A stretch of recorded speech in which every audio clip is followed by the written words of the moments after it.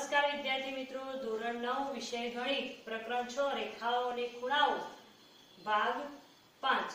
હવે જોઈએ ઉદાહરણ 5. જો એક છેદિકા બે રેખાઓને એ રીતે છેદે કે અનુકોણની એક જોડના દ્વિભાજક પરસ્પર સમાંતર હોય તો સાબિત કરો કે બંને રેખાઓ પણ પરસ્પર સમાંતર હોય છે. तो चलो आपने बे रेखाओं लई लईए. एक रेखाનું નામ આપીએ PQ, બીજી રેખાનું નામ આપીએ RS. બરાબર, આ સાબિતી આપીએ. તો બે રેખાઓને કોઈ એક છેદિકા છેદે, છેદિકાનું નામ આપી દઈએ AD. આ છેદિકા આ બે રેખાઓને B અને C બિંદુમાં છેદે છે.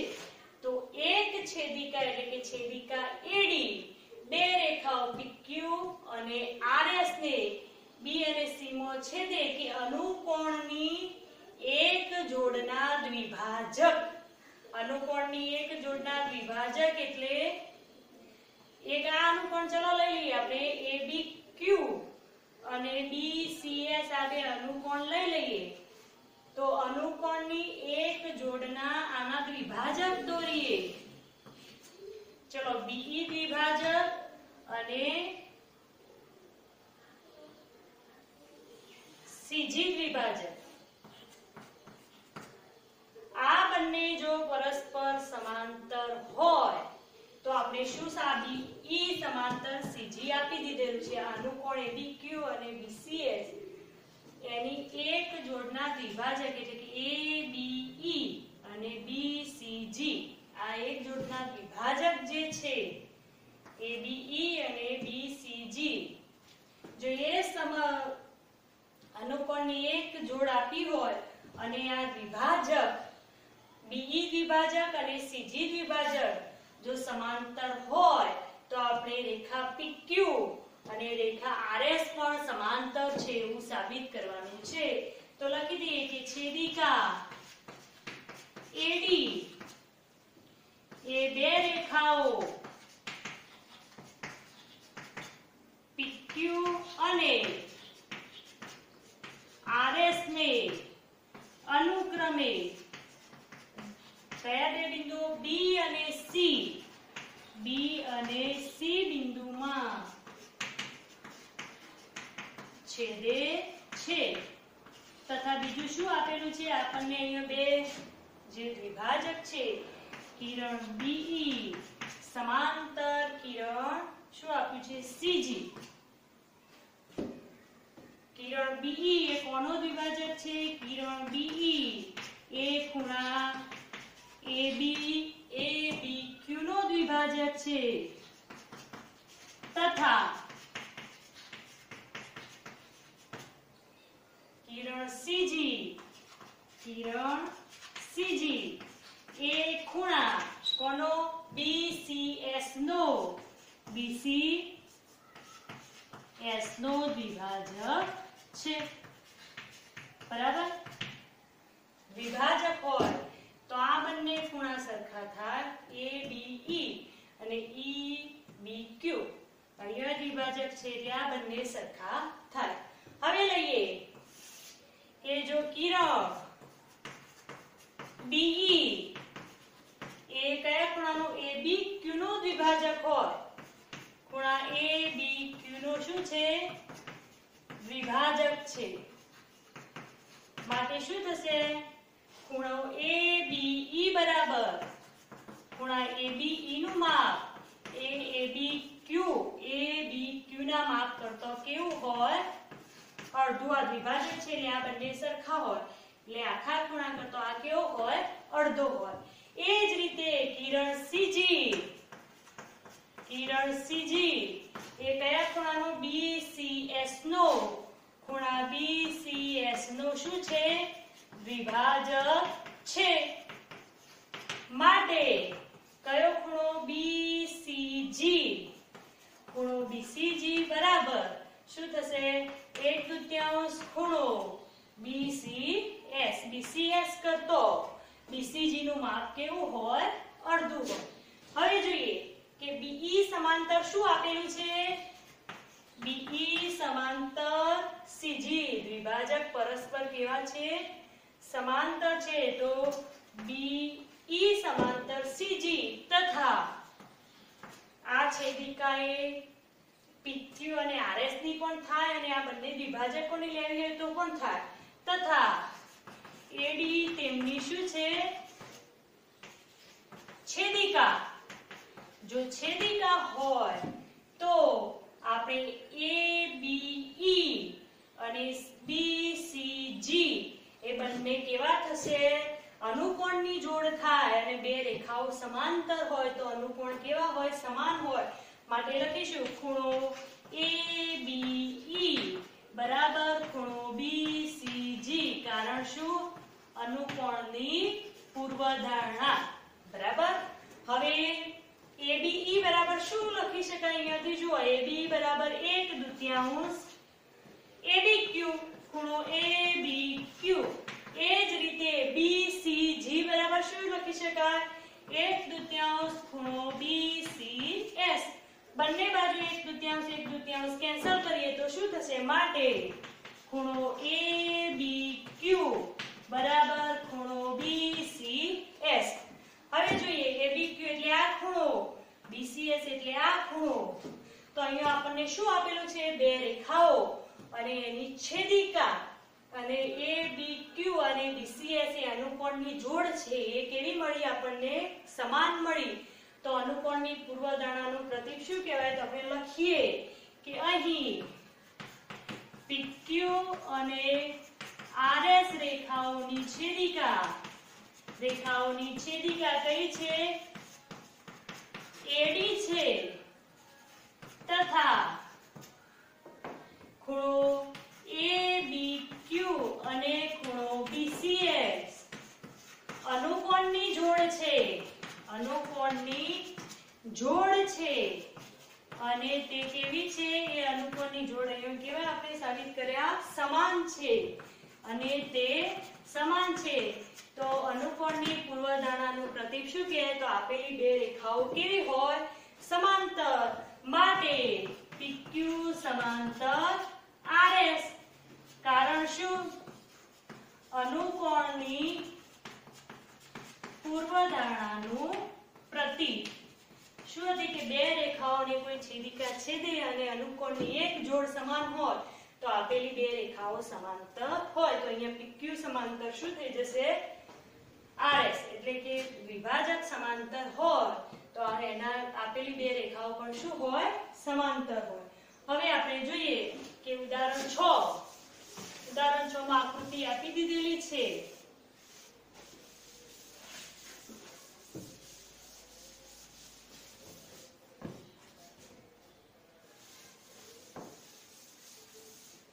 ચલો અહીંયા આકૃતિમાં AB સમાંતર CD. AB રેખા અને CD રેખા સમાંતર તથા CD સમાંતર EF અને આ EA લંબ AB છે એટલે આ ખૂણો થઈ જાય 90°નો. જો BEF એ 55° હોય તો અહીંયા x દર્શાવે છે, આ y અને z. તો x, y અને z ના મૂલ્યો શોધો. ચલો આપણે જોઈએ. પહેલા તો અહીંયા ધ્યાન આપો કે શું આપેલું છે? CD સમાંતર EF. CD સમાંતર EF અને આ DE અથવા ED અથવા તો આખી BE છેદિકા લેવી તો પણ લેવાય તથા DE તેમની શું છે? છેદિકા. બરાબર. તો માટે ખૂણો y અને ખૂણો 55°. આમાં આખું નામ લખવાની જરૂર નથી કે FED એવું લખવાની જરૂર નથી. તો આ બંને ખૂણા અહીંયા જો 80 આકાર બને છે. તો આ બંને રેખાઓ એની છેદિકા. તો છેદિકાની એક તરફના શું કહેવાશે? આ અંતઃકોણ. અને છેદિકાની એક તરફના અંતઃકોણ શું હોય? પૂરક હોય.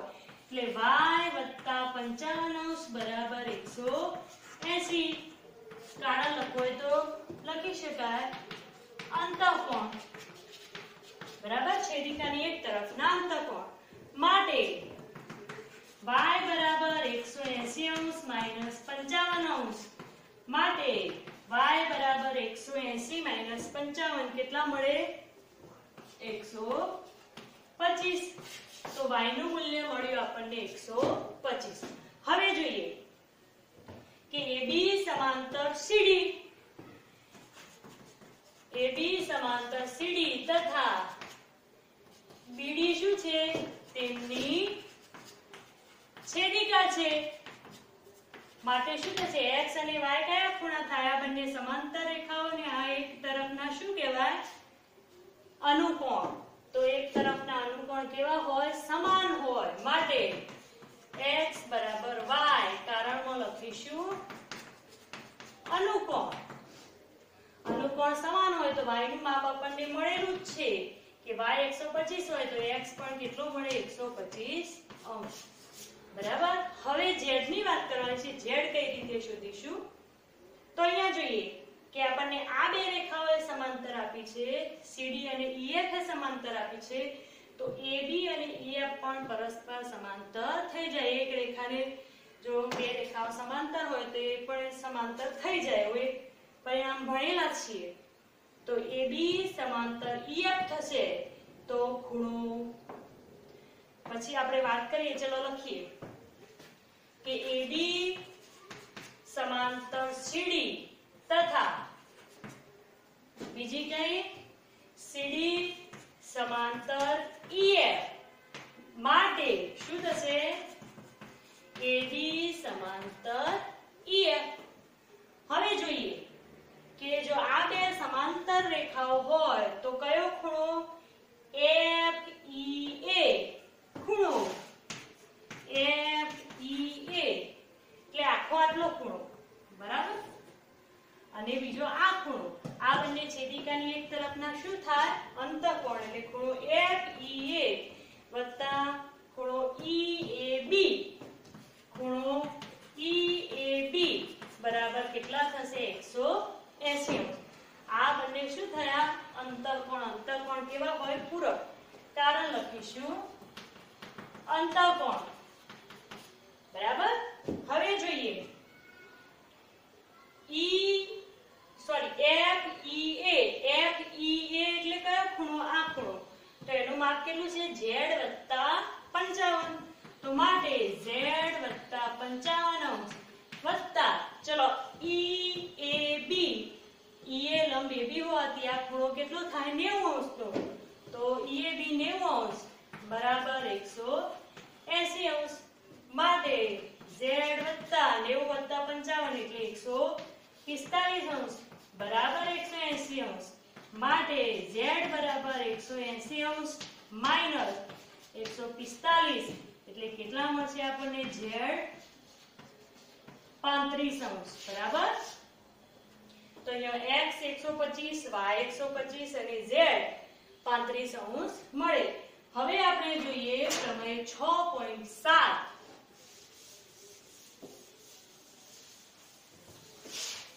મોસ્ટ આઈએમપી પ્રમેય પરીક્ષામાં પૂછાય એવો કે ત્રિકોણના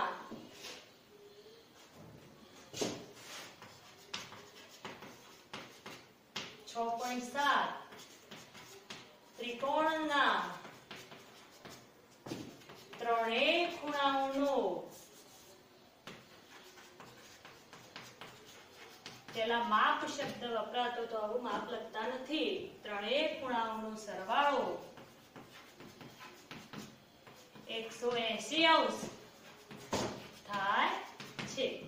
ચલો જોઈએ આપણે એક ત્રિકોણ લઈ લઈએ. ચલો ત્રિકોણ PQR લઈએ PQR તો લખીએ પક્ષમાં ત્રિકોણ આપેલો છે એટલે ત્રિકોણ PQR આપેલ છે. આપણે સાબિત શું કરવાનું છે કે ત્રિકોણના ત્રણેય ખૂણા એટલે P Q અને R ત્રણેયનો સરવાળો કેટલો થાય છે 180 તો સાધ્ય જે સાબિત કરવાનું એ સાધ્યમાં આવે એટલે ખૂણો P વત્તા ખૂણો Q વત્તા ખૂણો R બરાબર 180 આવું સાબિત કરવાનું છે. આકૃતિ દોરી દીધી. હવે શું કરીએ સાબિતી.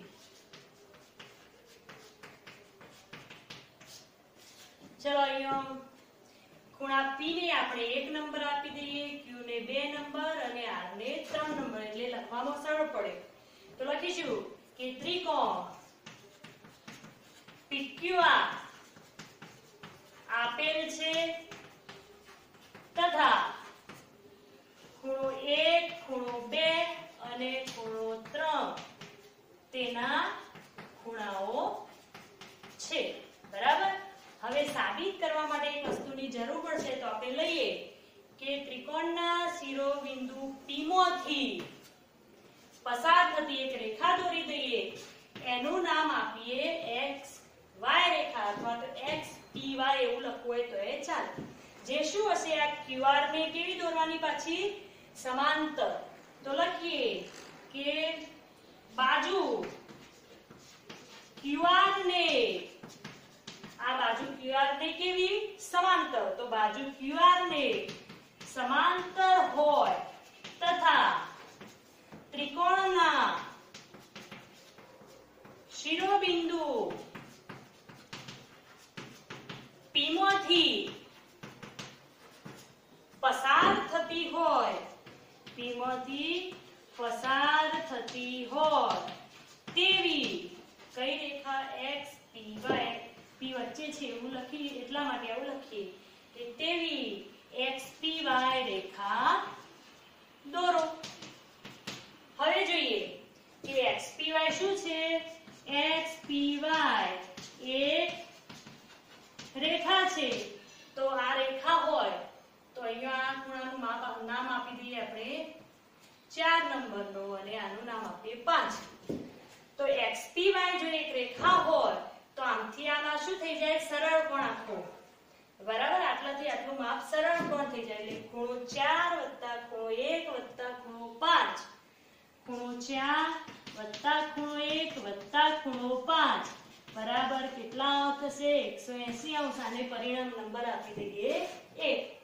હવે જોઈએ કે ચલો આ બંને સમાંતર રેખાઓ હોય અને PQ અને PR શું છે?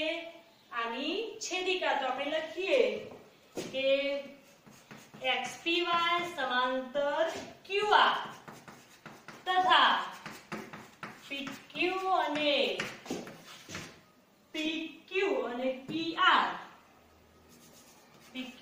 PR તેમની શું છે? છેદિકાઓ. ચલો હવે જોઈએ આ બે રેખાઓ સમાંતર, અને જો આ બાજુની વાત કરીએ તો PQ ની છેદિકા લઈએ તો આ કયો આકાર થઈ જાય? Z આકાર. તો આ બંને ખૂણો 4 અને ખૂણો 2 શું થશે? યુગ્મ કોણ. એટલે અહીંયા બે લાઈનો દોરી, તો અહીંયા બે લાઈનો દોરી દઈએ એટલે એમના માપ સરખા છે એ ખબર પડે. તો જો XPY સમાંતર QR અને PQ છેદિકા હોય તો ખૂણો 4 બરાબર ખૂણો 2, ખૂણો 4 બરાબર ખૂણો 2. અને અહીંયા વાત કરીએ કે XPY સમાંતર QR અને એની છેદિકા PR હોય તો ખૂણો 5 બરાબર ખૂણો 3. એટલે અહીંયા 3 લાઈનો દોરી દઈએ, આને 3, એટલે બંનેના માપ સરખા એમ કહેવાય. તો ખૂણો 5 બરાબર ખૂણો 3. કારણ શું? યુગ્મ કોણ. અહીંયા ઊંધો Z બનશે, અહીંયા સીધો Z. એટલે યુગ્મ કોણ અને યુગ્મ કોણ કેવા હોય? સમાન માપના હોય છે. આને પરિણામ નંબર 2 કહી દઈએ. તો પરિણામ 1 અને 2 પરથી એટલે કે એવું લખીએ કે ખૂણા 4 અને ખૂણા 5 ની કિંમત સમીકરણ 1 માં મૂકતા.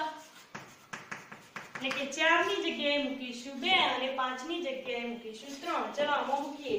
4 ની જગ્યાએ લખીએ ખૂણો 2 વત્તા 1 તો ખરો જ વત્તા ખૂણો 5 એની જગ્યાએ મૂકીએ ખૂણો 3 બરાબર 180.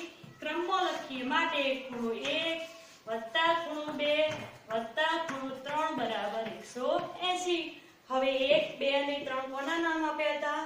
ખૂણો 1 એટલે P, 2 એટલે Q અને 3 એટલે R. તો માટે લખીશું માટે ખૂણો P વત્તા ખૂણો Q વત્તા ખૂણો R બરાબર 180. PQ અને R ત્રિકોણના 3 ખૂણાઓના માપ છે અને એમનો સરવાળો કેટલો મળ્યો આપણને 180, એટલે કે ત્રિકોણના ત્રણેય ખૂણાઓનો સરવાળો 180 અંશ થાય છે.